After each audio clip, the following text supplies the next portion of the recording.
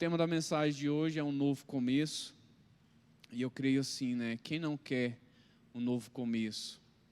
Quem não quer uma nova oportunidade? Né? Quem não quer ter aquela confiança que foi perdida, né? Que foi tirada por uma ação, por algum comportamento, e de repente a pessoa olha e fala: eu queria uma nova oportunidade, né? E esse hino foi bastante pertinente. Nós não combinamos nada, mas nós vamos falar um pouco sobre Davi, né? Claro que quando a gente fala de Davi, nós já lembramos lá, né, do matador de gigantes, né, dessa questão de Davi ter derrotado um gigante. Mas eu quero abordar apenas um acontecimento na vida de Davi e assim, né, ressaltar alguns ensinamentos que nós, né, creio que cada um pode tirar, né, para a sua vida. E está lá no Salmo 51, verso 15, que diz assim: abre, Senhor, os meus lábios, e a minha boca manifestará os teus louvores. Curve sua cabeça. Deus, sabemos que a tua palavra é viva, Senhor, sabemos que a tua palavra se faz presente em nosso meio, Pai. Mas te pedimos, ó Deus, que ela fale ao nosso coração, Pai. Assim como os louvores, ó Deus, assim como, Deus, tudo foi preparado nessa noite. Nós te pedimos que o Senhor fale conosco através da tua palavra, em nome de Jesus. Amém. O Salmo 51, ele é um salmo muito pertinente, né, para o momento que nós estamos passando na nossa sociedade, porque ele é um salmo de súplica, né, ele é um salmo onde Davi, né, como o Alexandre falou e muitos conhecem, Davi era um homem segundo o coração de Deus, mas também era um homem como nós, falho, né, errante, era um homem que tinha o temor de Deus, mas cometia erros também. E nesse salmo ele vem fazer uma súplica, porque ele reconhece um pecado muito grave. E aqui nesse salmo vai tratar do pecado ali, vai falar das consequências do pecado de Davi com Betseba. No momento onde o profeta Natã, né, chega para repreender, dar uma admoestação a Davi. Claro que a gente vai ver toda essa história lá em 2 Samuel, capítulo 11 e capítulo 12, que vai estar retratando todo o acontecimento. E aí a gente olha para a vida de Davi, vê um homem que foi guerreiro, um homem que não temeu, mas sofreu. Primeiramente, ele estava esquecido lá no pasto com as ovelhas, quando o profeta Samuel vai para ungir, olha lá para todos os irmãos dele e não acha um homem que Deus tinha enviado, que Deus tinha mandado ele ungir. E Davi de repente chega e ele recebe aquela grande unção de ser o rei de Israel. Mas isso não era apenas um momento, não era apenas um privilégio, ali estava começando a vida de desafios de Davi.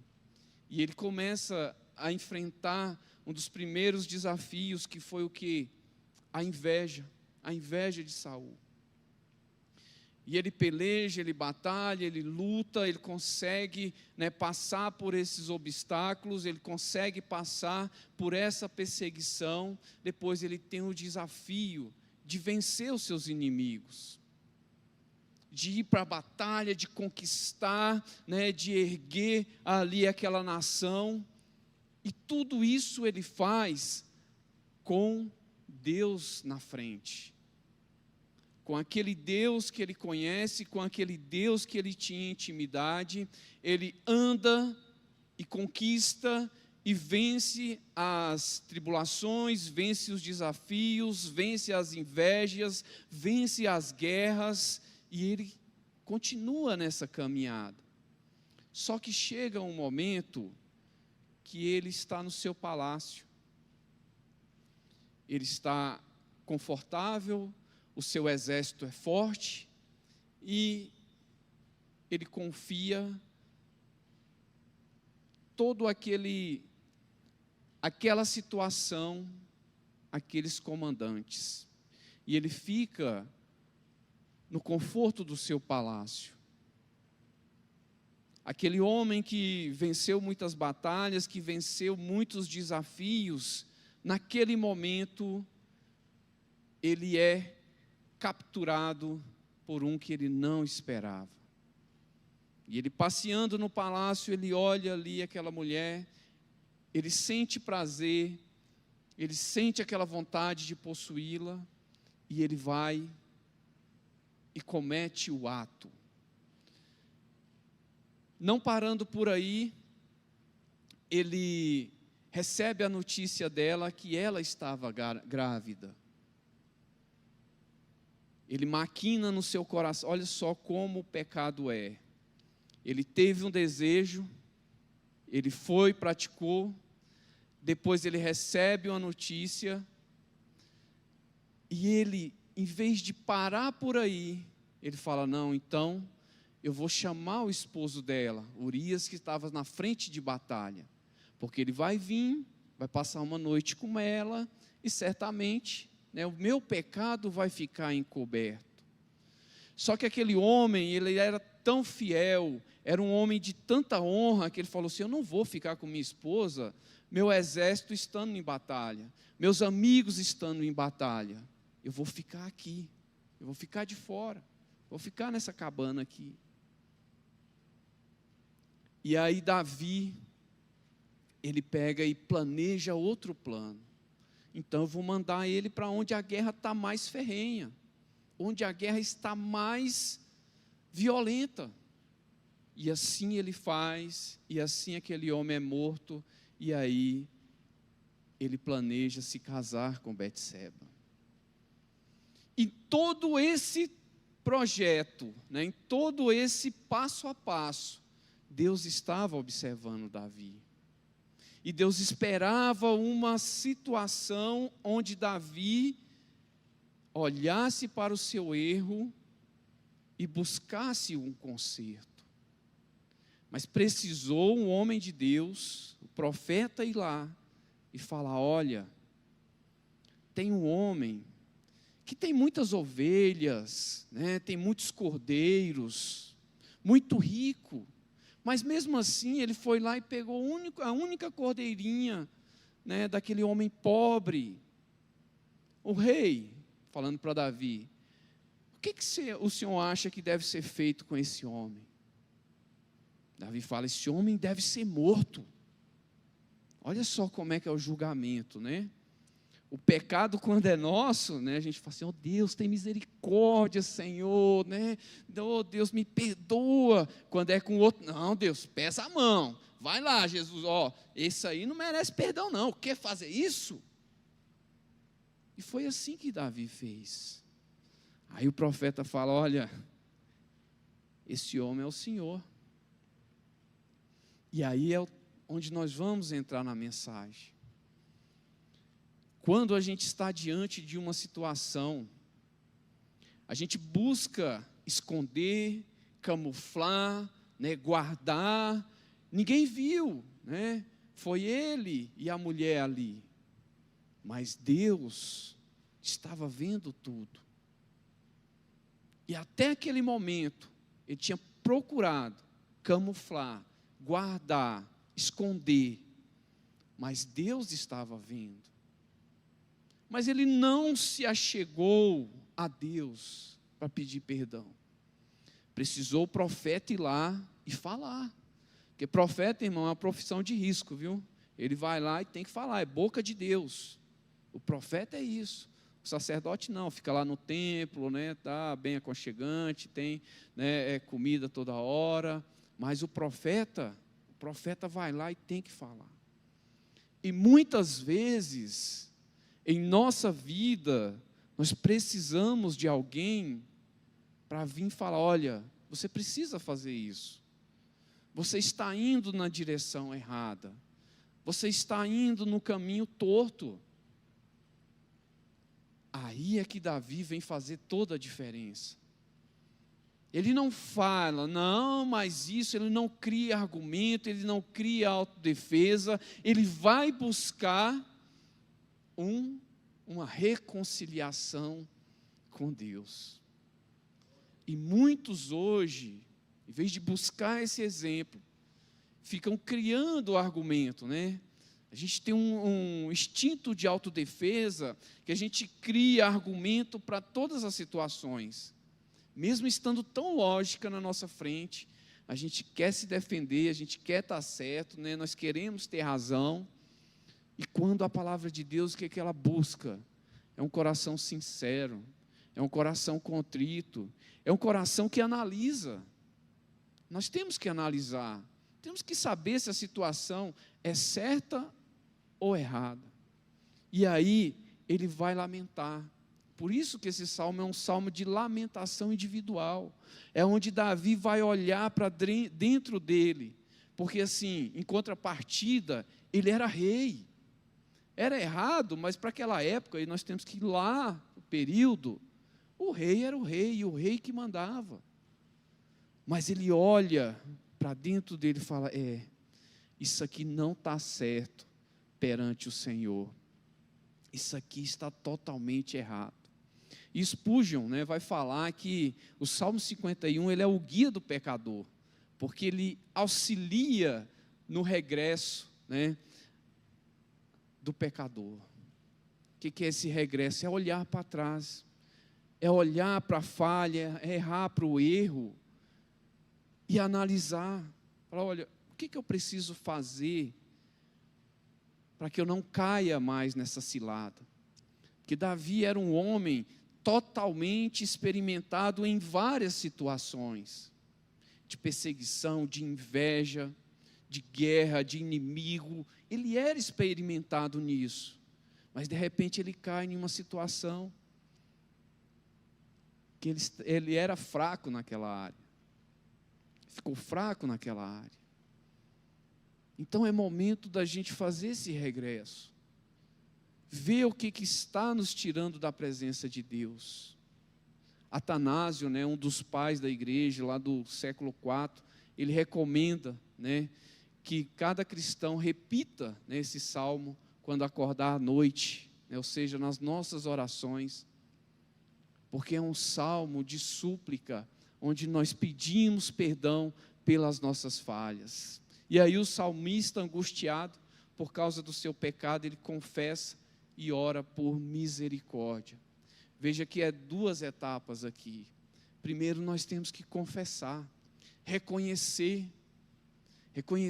aquilo que está nos tirando da presença de Deus, está nos levando para longe de Deus, e pedir misericórdia, pedir para que o Senhor nos oriente, nos dê força, nos dê graça. E ele fala: tende misericórdia de mim.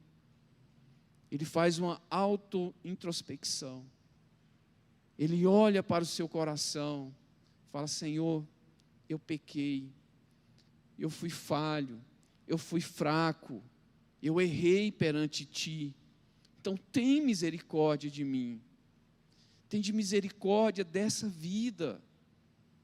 Naquele momento Davi não era um rei, Davi era um homem que estava diante do seu Senhor, estava diante do Deus que deu todas as conquistas até aquele momento, e ele reconhece que sem Deus ele não é nada. E hoje, quando nós olhamos para a sociedade de forma geral, todos querem ser senhores, ninguém quer ser servo. Todos querem ser donos da razão. É tão difícil, né, você debater com a pessoa, você questionar alguma coisa, porque ela sempre tem um argumento, sempre ela tem um vídeo que ela viu, sempre ela tem um artigo que ela leu, sempre tem algo que ela vai montar um argumento para ir contra aquilo que você está falando. Não que isso seja errado, nós temos que, né, questionar mesmo, nós temos que ser curiosos, mas também temos que reconhecer, assim como Davi, temos que olhar para dentro do nosso coração. E aí, irmãos, é algo que é só você e Deus. E Deus conhece, mas Ele usa também homens, mulheres, homens de Deus, mulheres de Deus, para falar conosco. E aí nós vamos estar acima de tudo isso, vamos parar, vamos analisar, para ver o que aquela pessoa está falando, se tem fundamento bíblico. Lá no versículo 16 ele diz: pois tu não desejais sacrifício, senão eu daria. Né? Davi fala, olha, se dependesse de algum tipo de oferta, algum tipo de doação, algum tipo de sacrifício, eu daria para o Senhor.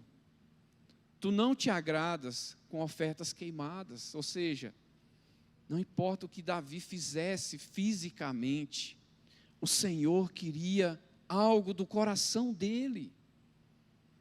Muitas vezes as pessoas estão buscando agradar o exterior, mas Deus está olhando para o interior, Deus está olhando para dentro de você, onde nem a sua esposa, o seu esposo pode ver, o seu amigo mais íntimo,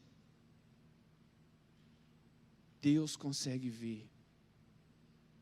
E a pessoa pode agradar o mundo, mas ela não consegue alcançar a graça de Deus, porque o coração dela está longe, está afastado da glória de Deus. Aí ela pode fazer sacrifício, ela pode caminhar de joelho, ela pode fazer qualquer coisa, mas Deus está buscando o coração. E aí ele sofre com o quê? O rompimento, gente, da comunhão com Deus. E quando a pessoa rompe essa comunhão, é algo muito triste. Imagine a pessoa estar longe de Deus. Eu fico pensando, aqueles que morreram e de repente descobre que não há mais oportunidade. Que ela passou uma vida de 70, 80 anos, 50 anos, ouvindo que Jesus era o caminho, a verdade e a vida, e ela não aceitou, e de repente ela se encontra longe de Deus. E não é temporariamente, porque quando a pessoa aqui, né, viva, comete um pecado, como Davi fez, ao se reconciliar, Deus esquece tudo aquilo e volta a habitar nela. Mas a partir do momento da morte, segue-se o juízo. Imagine a pessoa ter essa ciência que esse rompimento da comunhão com Deus não vai mais existir. Ela não vai conseguir mais ter essa comunhão, porque cessou as oportunidades. Cessou ali o privilégio de ouvir a palavra de Deus e ela não aceitar. Então ele sofre, porque ele sabe o peso que é estar longe de Deus. Ele sabe o peso, a consequência que é estar longe de Deus. E as pessoas hoje, parece que elas não entendem isso. Elas simplesmente decidem quebrar essa comunhão, quebrar romper essa intimidade com Deus. E elas andam em caminhos tortuosos. Mas se a gente olhar para Davi, nós vamos ver e vamos sentir o tamanho dessa importância de estar ligados com Deus. Lá no versículo 17 ele diz, né, que os sacrifícios para Deus são um espírito quebrantado, um coração quebrantado e contrito, e esses Deus não desprezarás. Veja, a coisa é tão simples, mas necessita de um reconhecimento, de uma introspecção, porque aí sim, nós temos a certeza que Deus não despreza aquele que chega diante de Deus, reconhecendo, né, tendo, né, uma autoavaliação de si mesmo e falando: Deus, eu reconheço que eu sou um pecador, que eu sou um falho, que eu tenho errado, que eu tenho andado em caminhos tortuosos. É isso que Deus se agrada. Não adianta querer fazer todo o sacrifício físico, porque o que Deus quer é o meu e o seu coração.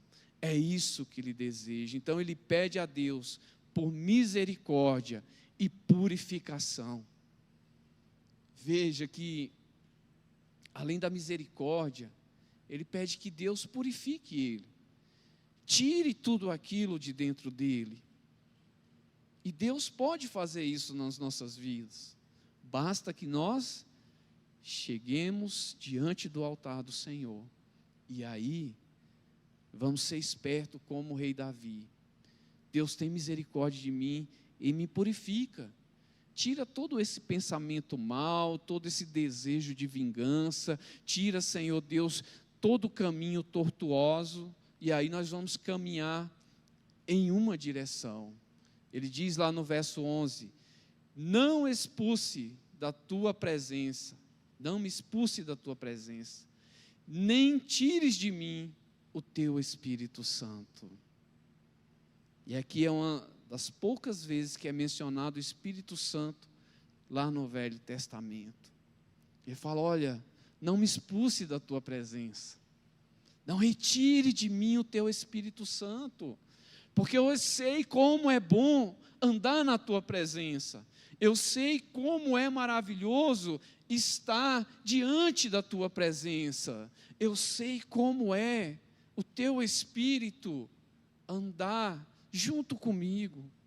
Então Deus, não faça isso, não me expulse da tua presença, nem retire de mim o teu Espírito, porque isso é um dos meus maiores temores.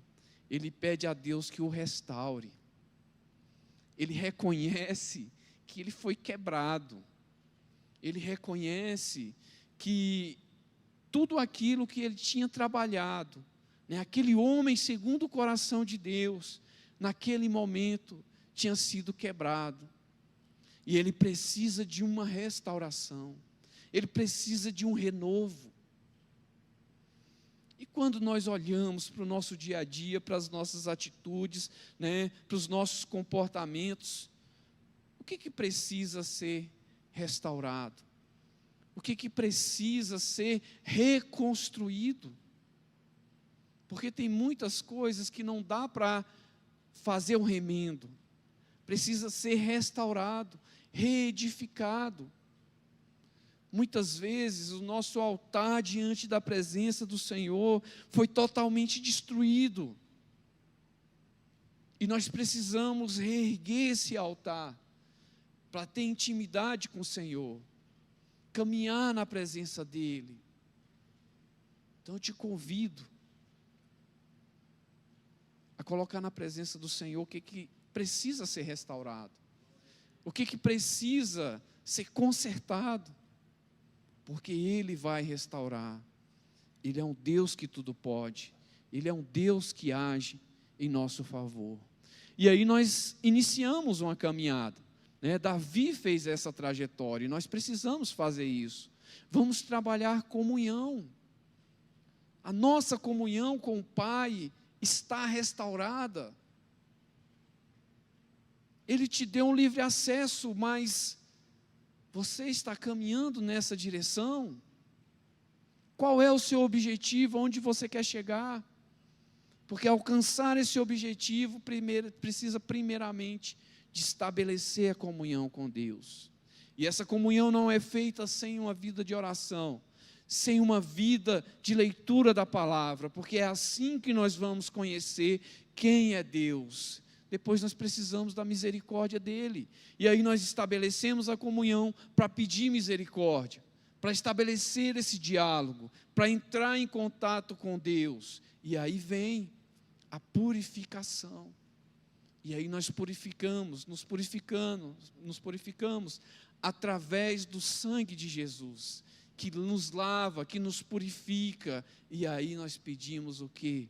A restauração. Senhor, restaura a minha família. Senhor, assim como o Senhor fez comigo, assim como eu tenho nesse momento a tua comunhão, a tua misericórdia, a tua purificação, agora Deus me restaura para que eu possa restaurar o meu relacionamento, me restaura para que eu possa restaurar o meu local de trabalho, a minha família, os meus parentes, enfim, aí você vai trabalhar em tudo isso, porque Ele veio para nos dar vida e uma vida plena, uma vida em abundância.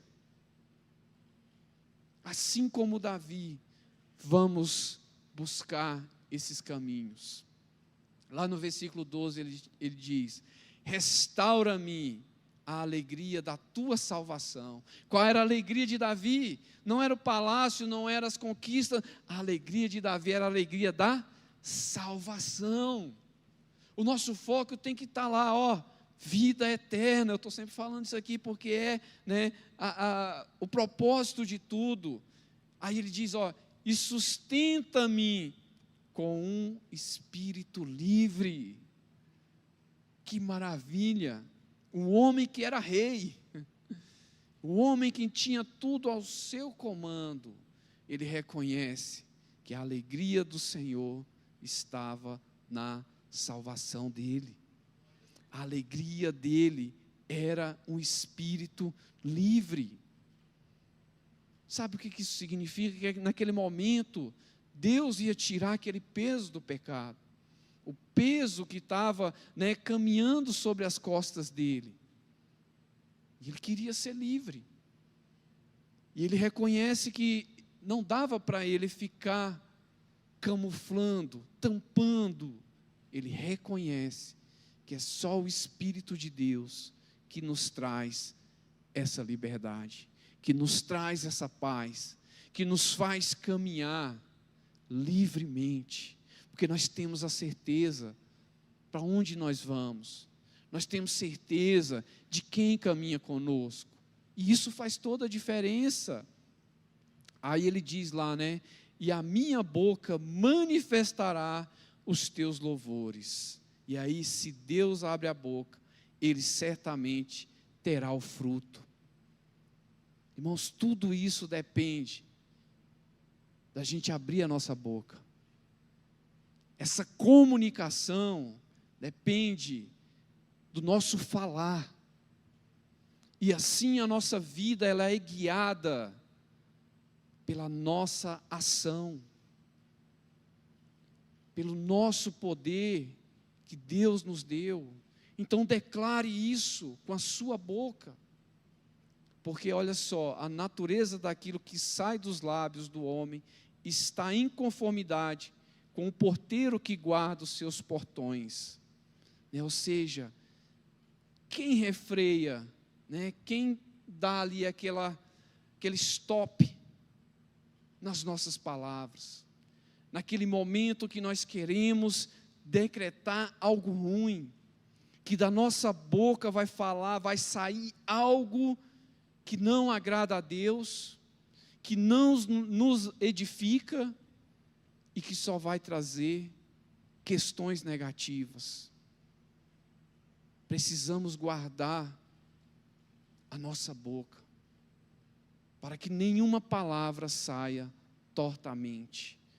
Davi sabia disso, e ele é muito sábio em falar algumas palavras. Quando a vaidade, a ira, a falsidade ou a luxúria abre as portas, né? Os crimes mais sujos saem em marcha, sai para destruir, sai para detonar tudo aquilo que você construiu. Davi tinha passado por muitas lutas, mas ele tinha construído também um reino vitorioso.